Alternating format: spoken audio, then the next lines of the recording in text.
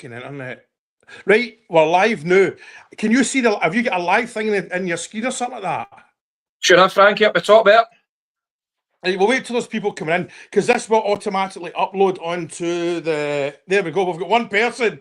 And I will highlight punters when they come in, but so right, wait a minute. One person, two. We should get about a few, but the thing is, sometimes you cut out to me, and I don't see. You won't see you cutting out. So sometimes if I'm a bit weird with my next reaction, that's why, because I've not quite caught what I do. I don't want to keep going. What did you say? What did you say? What did you say? Because people just turn off from that. You know what I mean? But But you know what? Oh, there's five. Right, let's go. Right, I tell you what. Right, we'll start. What's your Rangers journey? When did you first remember the Rangers and going to Rangers? I first remembered Rangers. Well, I'm 42, so I was our first game I was at was against Hibs in 1992. Around about that. That was the season where Rangers had a great run in Europe. You know, Leeds 92, 93. So that's when I remembered. I was about 10 years of age. Great year, great season. It was. I remember I was in I just joined the Royal Navy then, and I remember I'm not in the Navy. I stole a white ensign from a ship I was on, and it was a massive one, and it was the first one I ever took to a game. And I'll tell you what, it was the last one, because what a pain in the neck it was, because it was a heavy. It was one from the actual hung from the back of the ship, but it was that Marseille game was unbelievable that night. That Oh, wow, wow. I remember, see, Voller that night, that's the best performance I've seen at Ibrox by another player. He tore us apart that night. Aye. So, when it comes to Rangers Radio, when did that come about? What gave Rangers you the idea? Radio was about 6. We gave me an idea originally with another Rangers page, and everyone was interacting on sort of the posts, and I'm saying, well, let's do something where we can engage with people. So sometimes when you post something on Facebook, people misinterpret it, right? They look at it and go, what's he talking about? So I says, well, know what? If you go live and do an interaction with a radio sort of station, then you can explain your points of view. You can explain it better, and it's better interaction. So that's how we come up with the idea, Frankie. Aye, exactly, and also it's your own phoning in it. It's not when you listen to the national broadcasters and that, and you've got people phoning in. It's like aye. It's your own people. And like I say, because I've tried to phone quite a few times, but can never get through. But that's testament to the fact you've got a good viewership. But and you seem to have your comment section is pretty good. They all seem to know each other. Mm-hmm. Absolutely, Frank. This is a thing. I mean, the Rangers family is brilliant, and like your platform, every Rangers platform with us great, and that's the thing. A lot of interactions. A lot of people meet people through Rangers platforms and Rangers in general. So it's good to see, mate. I like that. I like your point with that, because that's very important to us. But very important to you. Your guys that's watching you. Everybody interacts, and and that's what makes a platform. The people watch it and interact. I know, and it's not just that, because I've got my page set up so it's what's it called? You click it, it says established followers only. I just found that in January when I found out I was monetized and all that. I thought, wait a minute, and that made a huge difference. And what I've noticed, I'm getting a lot more females interacting on the page now, because let's be honest, it's a lot. Social media is a lot harder for lassies than it is us. They get the clown shoe saying it, and I love the fact that the girls are commenting a lot now. I notice there's a lot of lassies on yours as well. Commenting. Yeah, listen, Frankie, I think that's testament to yourself. I mean, it's like us as well. We have got strict rules and regulations in place when we go live. No, we bring callers in. They don't swear. You can't swear. Everyone respects each other, and that's the thing. I'll be honest with you. We don't get much problems with that. You know what I mean? Everyone respects each other. As you say, females and social media. If they feel comfortable, they'll come in and have a chat. Especially when predominantly the football. And I'm not being sexist here. It's a male kind of environment. But now women are getting involved. It's great. I love to see it, mate. I love to see women interacting with Rangers pages and stuff like that, because everyone is part of the family. Absolutely. And that's when we were talking off camera. The chap in the penthouse above me, he came down. He was down there talking about stuff, and he said, "Oh, Frankie, my son who's 11, he said he's 11 years old. He used to support Barcelona, then Man City, and he now supports Rangers because he's seen you in the balcony below me." And that was a big deal, because I try not to swear on videos, because you don't know who's watching. And another thing, a lot lot of people watch our videos and all that, and they're in the office, and they don't want somebody saying F this, F that. You know, I mean, you know, it can get them into trouble, basically. Absolutely, and that's the thing. I mean, you know, you're basically representing Rangers. Everything you do, you go to a football match, you're representing your club. We're doing this, we're representing our club, even though we're not official, but you're representing the image of the football club. Absolutely, you need to keep it good. Exactly. Right, the gaffer, were you for him or against him, or when his name was bandied about, where were you with him? I didn't want him, mate. I'll be honest, just like you, Frank, and maybe all your viewers. That was the last person I wanted. But when I sit now, I've got a slightly different point of view now. I actually didn't even consider him, if you know. I mean, Russell Martin and pushed it back, but I don't know if you watched it. It was quite interesting with Derek Parlane. I can ask him sort of the same question. He said, "Here it goes." He said he'd been out for a pint with Davy Moyes weeks before the manager's name was getting kicked about, and Derek Parlane said, "Davy Moyes says, look, there's a guy kicking about the game, Russell Martin. He's the up and coming guy," and this was before he'd been mentioned. And when Derek Parlane said that, he was like, "Wait a minute," and he's not. I love the way he talks, because it isn't. For me, it's not media trained. That's him. He's an intelligent guy. You know, that isn't it. Because see when the players, a new signing goes in, we could script what they're going to say, and that's fine. You know, I mean, they've got to be careful what they say. But I just like what the gaffer's got to say. Absolutely. Listen, when Russell Martin came in, sorry, Frank, I don't know if you paused there. I'm sorry if I came over and talked over the top of you there. Can you hear me okay? It's me. It's my slow internet. I'm sorry. Sorry. Now, basically, when Russell Martin came in, you know, the front runners, as we all know, was Ancelotti, and it was Gerrard at one point. Russell Martin was maybe, I would say, in the middle of the bookies betting, right? And people were saying it could be Russell Martin. I said, no, can't it be? Surely no. But see, the way I look at it is, right, we are sitting back and thinking now, we've tried up and else in the past, right? Everybody wanted Bale. Most Rangers fans were excited, let's be honest, when Michael Bale came to Rangers. He might be the brains behind Steven Gerrard. Load of nonsense. It was a failure. Clermont, a little bit of excitement over Clermont. Didn't do well at Rangers. So maybe this is a slightly different. This is probably the first time a Rangers manager's been, out of, maybe a handful of people I know wanted Russell Martin in. But the thing is, the guys came to Rangers, and the people behind the scenes believe in him. We need to get behind them. There's no question about it. Let's get right behind them. And absolutely. And the thing is, from what the Leeds fans tell us, this board are not listening to me and you if we want him out. If he's doing the right thing statistically, if he's just within striking distance of Celtic and all that at the end of the season, he's not going anywhere. You know, I mean, that's the thing. They will not be. And there's another one with the gaffer. People said he only plays one way. See, when he sat down for his interviews, and from what I understand, there was four officials and one unofficial chat with him. Our owners would have said, right, you say you can, well, you not say, we see you can only do one thing one way. That needs to change. And he'll have had to explain what he did, you know, because and again, something he said that I noticed, he didn't want to really be, he's always wanted to be a football manager. So he's been studying coaches and managers since he was a boy to today. That's what pleases me about him. Absolutely. And again, I'm not for 1 minute comparing Russell Martin to the great Walter Smith, but when Walter Smith took over at Rangers, he did have a, you know, you could look at that back then and say, no, what's Walter Smith done back then? He came in, you know, as soon as says it was the best sign he's ever made, and boom, it was, the rest is history. So you need to get back. That's the way I see it, Frankie. I don't know about you and your viewers. I mean, that's the way I see it. You need, you know, that, you know, if that makes sense. Aye, he's here and that's it. He's doing the thing. Here's one. I would. What was I going to say? See, how do you feel about loans? I think I've got no issue with loans, because see, next in a year's time, if they've won as a league, who cares?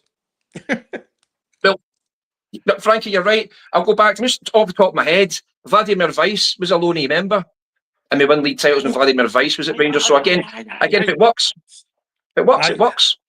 You know? And it doesn't go against financial fair play, I believe. It doesn't go against that. No. I believe it's not. No. And also, we're about building foundations right now. But we've been saying it every season for 14 years, it's a rebuild. But this is a proper rebuild. You know, and if we can get in these players in playing for Rangers, that's a great thing, because like the kid we're possibly getting from Tottenham, what's his name, Mikey Moore, his second name, Mikey Moore, innit? He's right to start with. Yeah. He's been playing for the Tottenham first team. He's coming here to play games, and everyone's raving about this kid. But people will say, well, we've got 3 left wingers, but you've got to remember those kids can play with both feet. You know what I mean? That's the thing. Yeah. You know.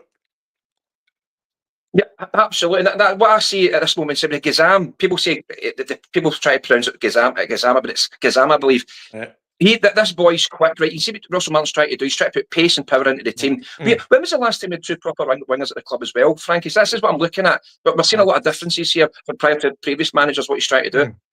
I know. And the thing is, we know we're going to be against the low block all the time in Scotland.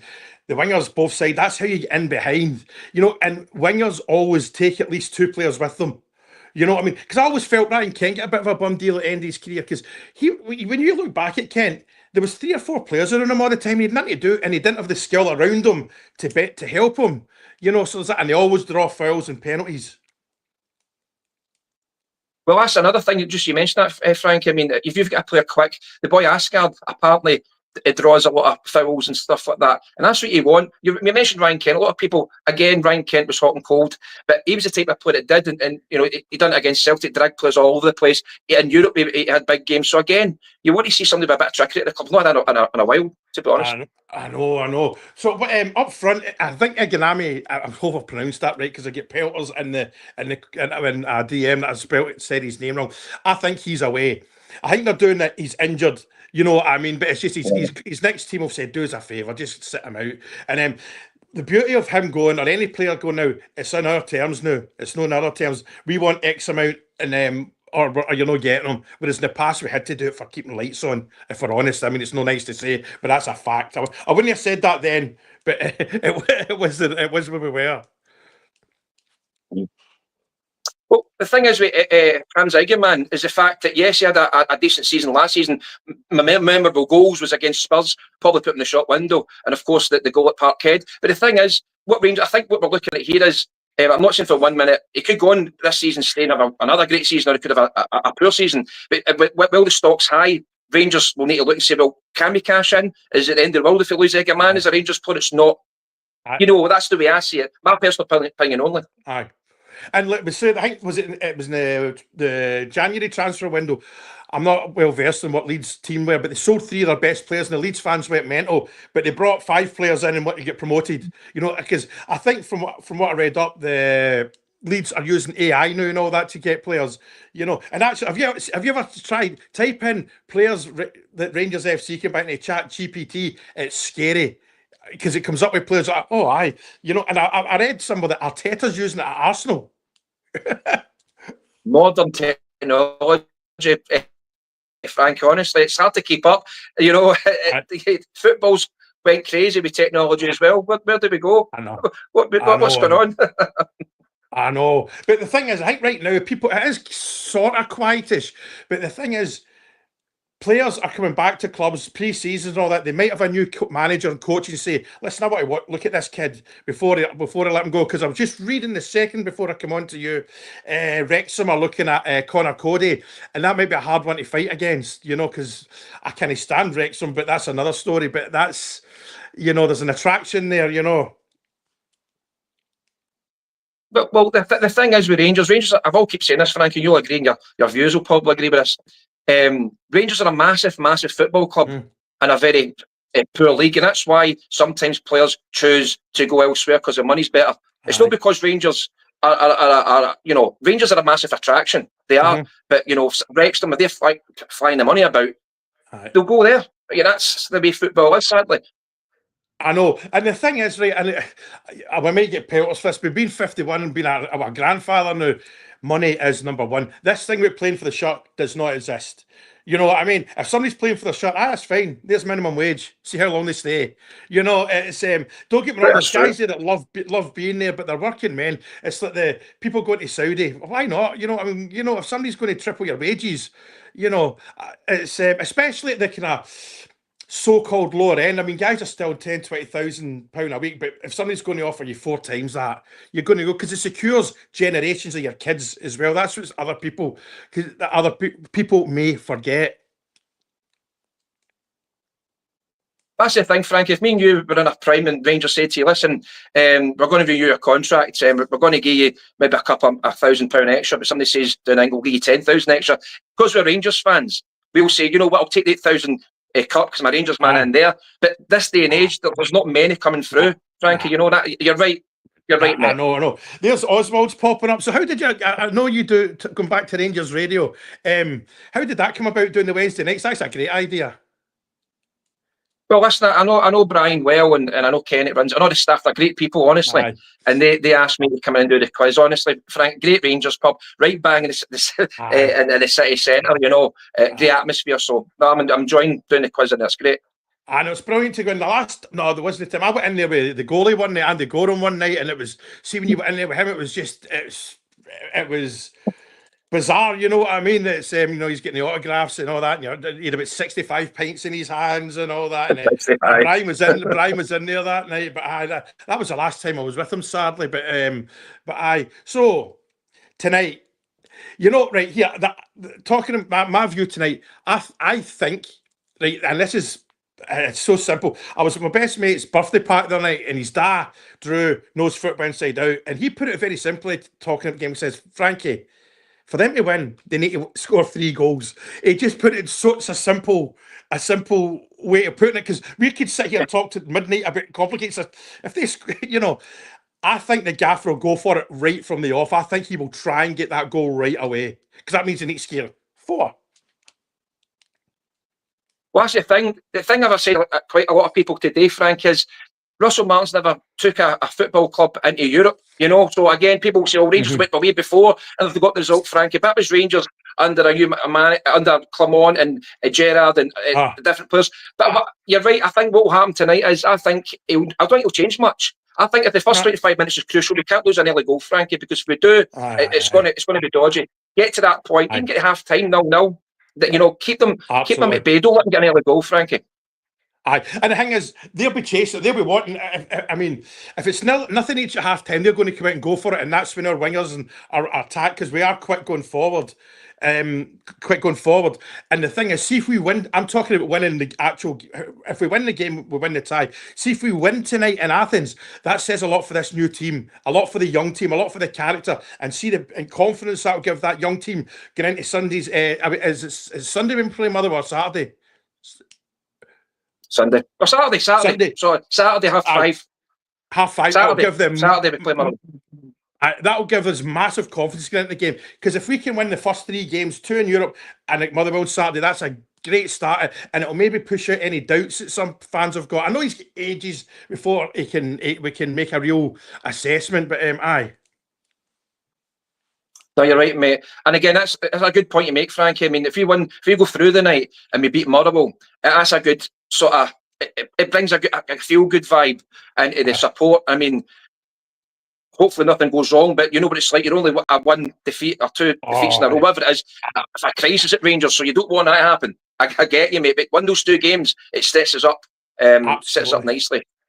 Also, what I loved the other night when I was at Ibrox, the first game against Panathinaikos, Ibrox was brilliant. We didn't get on top of anyone. When there was a slack pass, there was but it wasn't. It was a natural. But it wasn't that.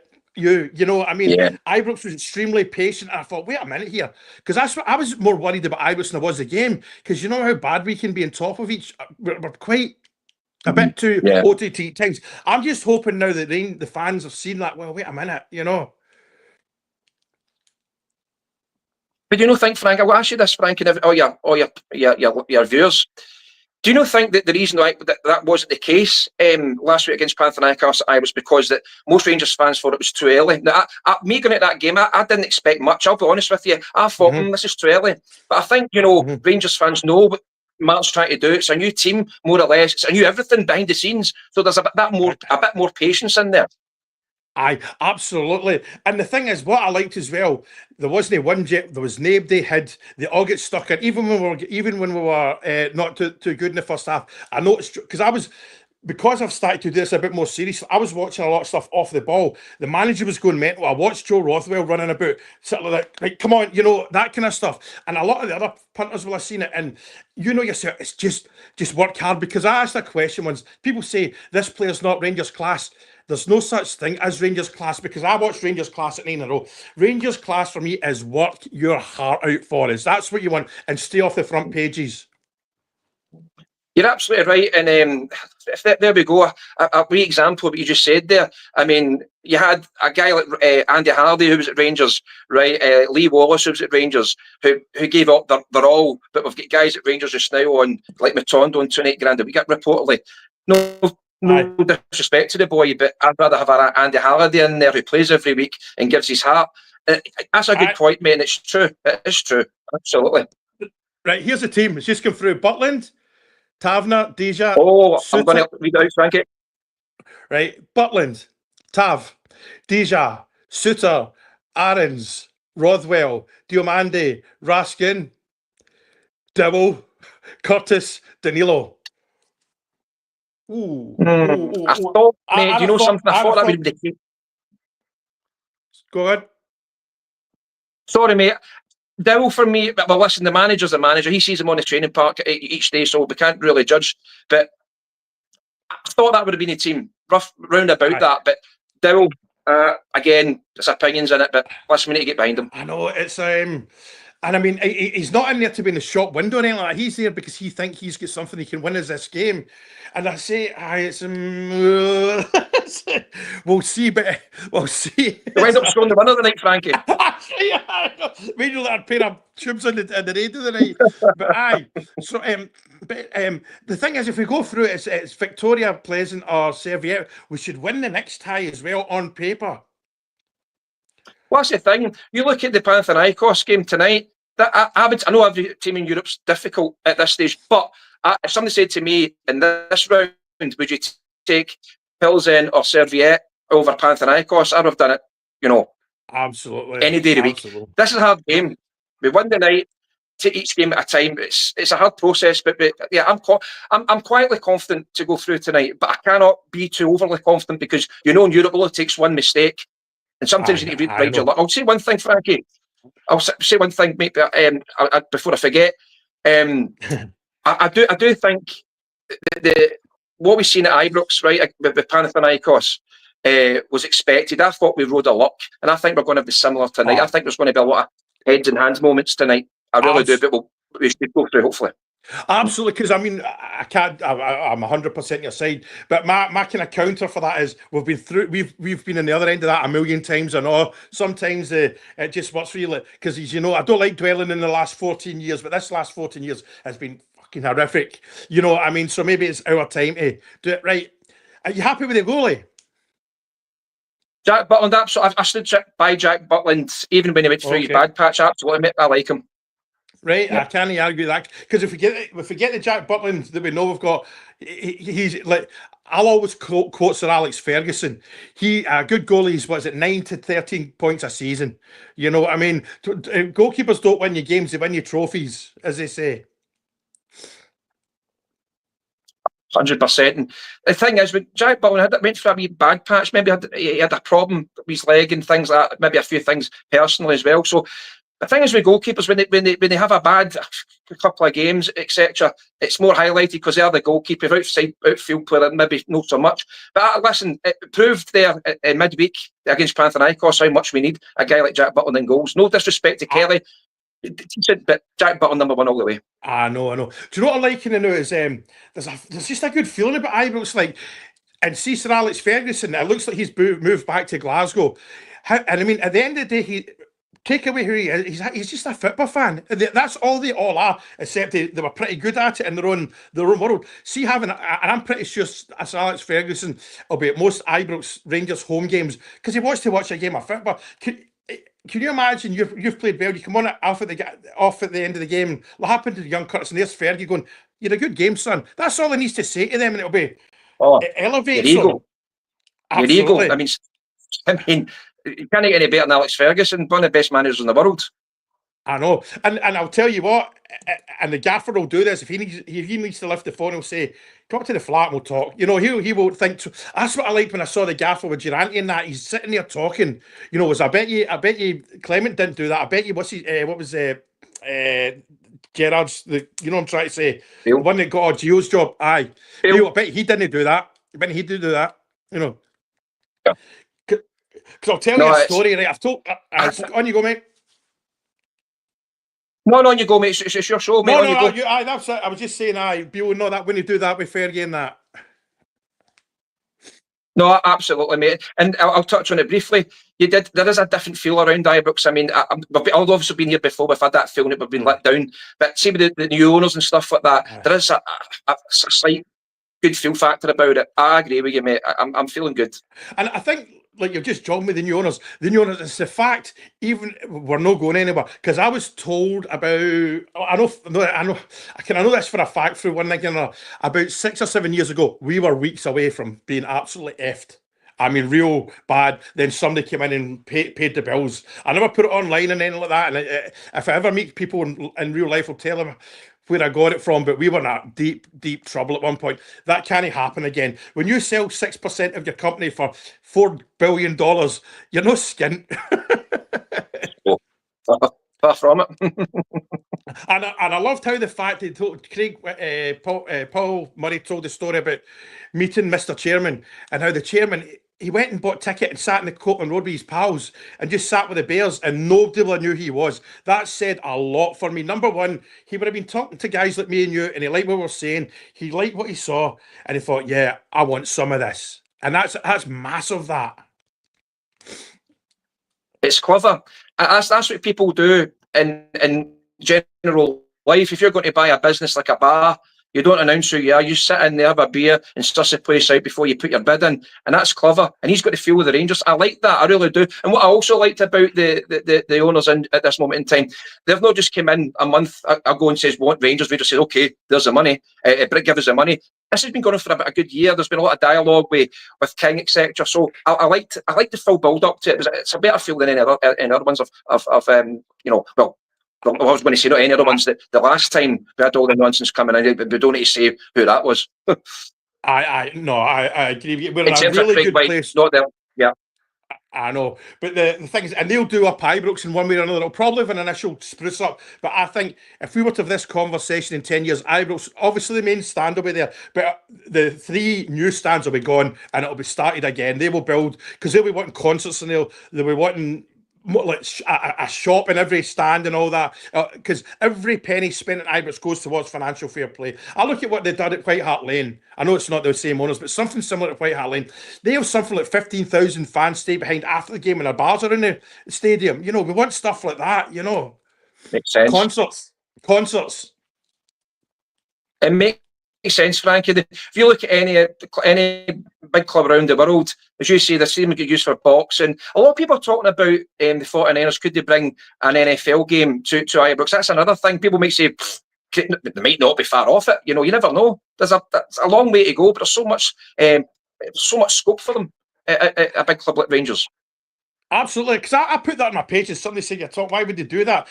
We're owned by the San Francisco 49ers. Let's do the math here. Because the tourists that come to watch that from all over the world, there's no difference between flying into London or Glasgow. We're easy enough to get to. You know, I mean, you've got Edinburgh as well. And they'd even get the train up from Manchester. It would sell out instantly at Ibrox, you know.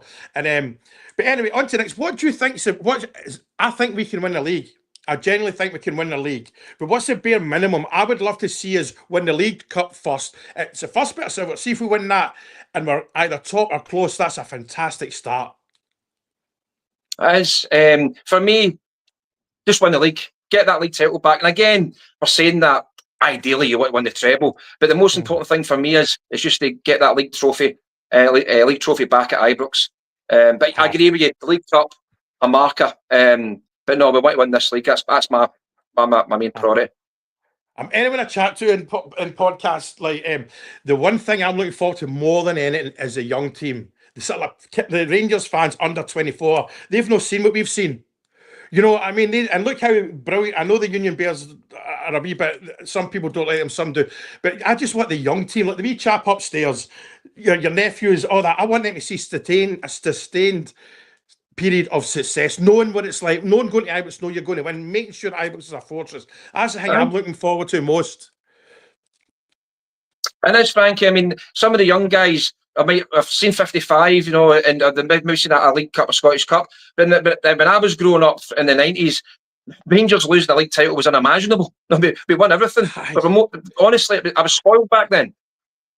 I know, it was I want to brilliant. see something similar coming back. And it is coming, because, like I say, no matter what, this gaffer's here for a couple of seasons. Excuse me, this gaffer's here for a couple of seasons, and and I'm just wondering if we win tonight, go through tonight, well, what does that open us up to more transfers coming in? Is it right? Agents will go, wait a minute, because we must remember, and this is difficult to say, we're probably still a wee bit toxic in certain circles. Are Rangers really stable? Are really, can they put up a challenge towards Celtic? Because agents, players, they want to win trophies, they want to win leagues, they want to do well in Europe. So I still think there's a tiny bit of that and people's mind out with Rangers. Are Rangers really okay? You know what I mean? No, you're right.